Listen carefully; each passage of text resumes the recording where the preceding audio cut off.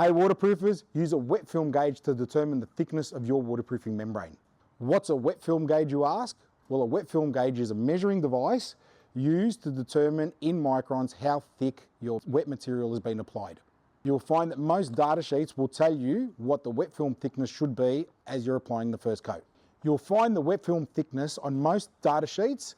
However, some data sheets will only give you the dry film thickness, and that will be dependent on the solid contents of the product.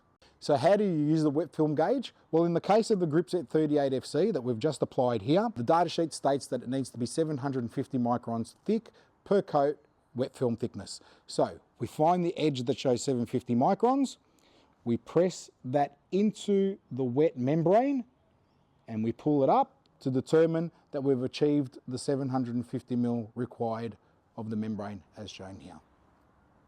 We've probably exceeded a little bit more on this one, so I'm going to press it in on the next edge to see where we actually got to, and I can see on this instance we probably got to around 1100 microns, so well exceeded what the minimum requirements were on the data sheet.